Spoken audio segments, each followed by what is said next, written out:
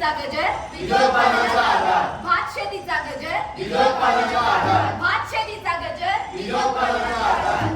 भात शेतीचा गजर झाला, शेतकऱ्याचा मान वाढला. भात शेतीचा गजर झाला, शेतकऱ्याचा मान वाढला. ऐका हो ऐका तुम्ही आज काय सांगायचे आम्हा तुम्हा. ऐका हो ऐका तुम्ही आज काय सांगायचे आम्हा तुम्हा. ओय शेती म्हणजे आमचा जीव की प्राण, पण खर्च एवढा वाढत चाललाय, काय करायचं काय पण कळत नाही बघा. बियाणं महाग, उत्पादन नाही आणि त्यात भावाची शाश्वती नाही. हो दादा, पण मला एक कळत नाही या समद्यात तुमचा भाव कुठला बघितलं बघला. अरे काय मेंटल झालायस काय? भाव म्हणजे भाव नाही, मग भाव म्हणजे दर. हो मग असं सांगा ना, आम्ही एक तर शेतकरी आणि त्याच्यात आम्ही कमी शिकलेले आणि त्याच्यात तुम्ही तुमचा भाव मध्ये घालला असतात तर आम्हाला कसं कळेल. हो का? चुकी झाली, माफ करा. अहो पण शेती सोडणं हा काही उपाय नाही बघा. मग काय करायचं आम्ही शेतकऱ्यांनी. शेती केली तर भरपूर नफा मिळू शकतो, पण या सगळ्याबद्दल आपल्याला माहिती तरी कोण सांगणार? कोण देईल आपल्याला माहिती. ओ माहितीच हवी ना, मग सरकार कशासाठी आहे? कशासाठी आहे सरकार, काय करतंय आपल्यासाठी. सरकारच्या वेगवेगळ्या योजना आहेत, त्यांचा लाभ घ्या म्हणजे तुम्हाला त्याची माहिती होईल. मग ते योजना बघूया आपण. चला तर. जय जय महाराष्ट्र माझा, जयचा महाराष्ट्र माझा. जय जय महाराष्ट्र माझा, जयचा महाराष्ट्र माझा. सरकार घेतंय आहे खबरदारी, माझे कुटुंब माझी जबाबदारी. सरकार घेतंय आहे खबरदारी, माझे कुटुंब माझी जबाबदारी. आम्हाला आहे आमची समजदारी, माझे कुटुंब माझी जबाबदारी. आम्हाला आहे आमची समजदारी, माझे कुटुंब माझी जबाबदारी. हे थांबा, काय माझे कुटुंब माझी जबाबदारी. आणि सरकार काय कसली खबरदारी. जबाबदारी नाही हो, जबाबदारी. ओ जबाबदारी काय करतंय सरकार आपल्यासाठी सांगता तुम्ही जरा. सरकारकडनं आपल्याला चांगलं बियाणे येतंय, त्याचा आपण लाभ घेतला पाहिजे. तसं तज्ञांच्या मार्गदर्शनाखाली शेती केली पाहिजे. हो ताई, पण तो सरकार तो शेतकरी बिचारा रानात भरभर लागतो दिवस रात्र, तिकडे शेती करतो, त्या दुष्काळाला सहन करतो आणि एखाद्या वेळेस विचार करतो की हे सगळं संपवून जीव द्यावा. जीव बदला द्यायला पाहिजे. मग काय विष खायचं. कशाला वीज खायला पाहिजे? मग काय करायचं या शेतकऱ्यांनी. त्या सरकारच्या योजनेचा लाभ घ्यायचा. मग बघूया आता पुढे काय होतं. चला तर. काळी माती निळ पाणी निळव शिवा, ताजा ताजा माळव्याचा भुईराया भार. काळी माती निळ पाणी निळव शिवा, ताजा ताजा माळव्याचा भुईराया भार.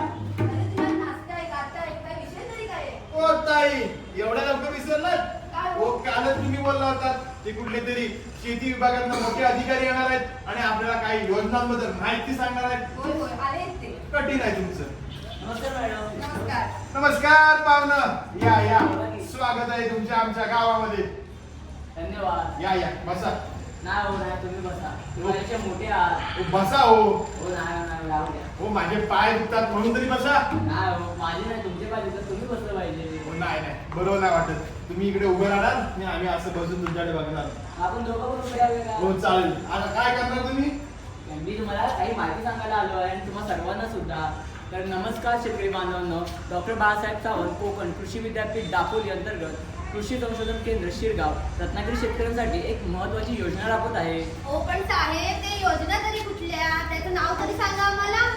हो नक्कीच सांगतो की या योजनेबद्दल तुम्हाला काही माहिती आणि नाव सुद्धा. या योजनेचं नाव ग्राम बीजोत्पादन योजना आहे. काय काय परत एकदा सांगा. ग्राम बीजोत्पादन योजना. ग्राम बीजोत्पादन योजना. तसेच या योजनेमध्ये खरीप हंगामी मोफत बियाणे दिले जाते. भात पीक घेण्यासाठी तांत्रिक मार्गदर्शनही मिळते. तसेच पूर्ण हंगाम संपल्यानंतर तयार झालेले बियाणे केंद्रामार्फत योग्य दरात पुन्हा खरेदीही केले जाते. हो पण साहेब मला एक सांगशाल ही योजना आहे ती नेमकी कुठली. ही योजना रत्नागिरीतील कृषी संशोधन केंद्र शिरगाव येथे तुम्हाला नक्कीच मिळेल. हो पण तू काय काय बोलत असतो. भाव हे भाव नाही हो, त्या बियाणाला दर आहे का इतर पिकांपेक्षा. हो नक्कीच आहे की विश्राची यांना. नक्की मिळेल तुम्हाला. आम्ही ही योजना वापरली आहे. आमचं उत्पन्नही वाढलं आणि शेतीवरचा विश्वासही वाढला. म्हणजे खर्च कमी आणि विक्रीची हमी. अगदी बरोबर. ही योजना तुमच्या सर्वांच्या फायद्यासाठीच आहे. म्हणजे या योजनेमध्ये पुढे हंगामात सहभाग घ्यावाच लागेल. हो, घ्यावाच लागेल नक्की. मग चला तर मग.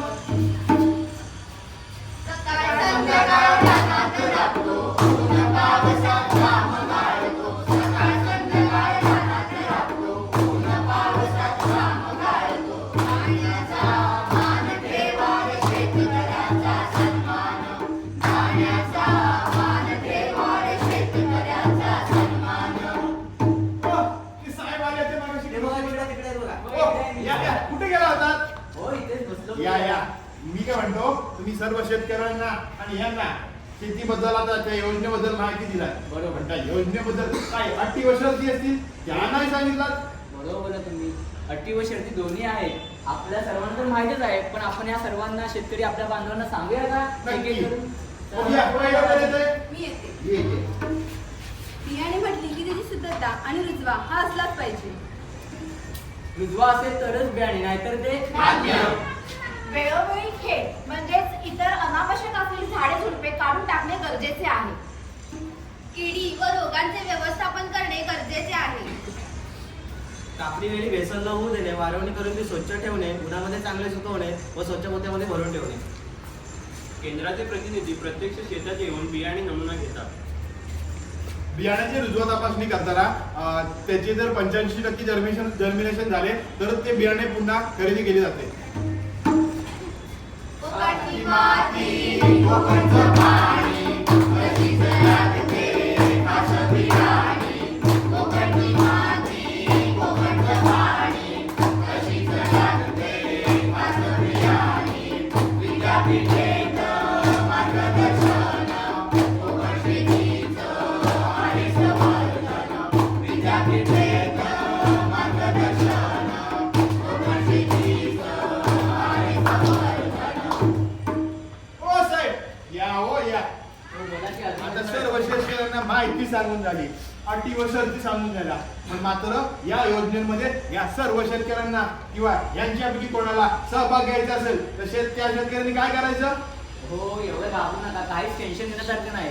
तुम्ही फक्त रत्नागिरी येथील शेरगाव इथे कृषी संशोधन केंद्र आहे, तिथे संपर्क करा, नोंदणी करा आणि या योजनेचा लाभ घ्या. एवढं सोपं आहे? हो, एवढं सोपं हो, आहे. पण साहेब माझा एक वैयक्तिक प्रश्न विचारू शकतो का बोला तुम्हाला? की. हो, मात्र मी काय म्हणतो, मी त्या योजनेमध्ये सहभाग घेतला, बरोबर? बरोबर. योजनेमध्ये सहभाग घेतला, तुमच्याकडनं ते मोफत बियाणं मी घेतलं. हा. हा, आणि ते सर्व प्रोसेस पूर्ण करून ते बियाणं मी तुम्हाला म्हणजे मला गरज असताना तुम्हाला सर्व बियाणं विकलं तर चालू शकतं?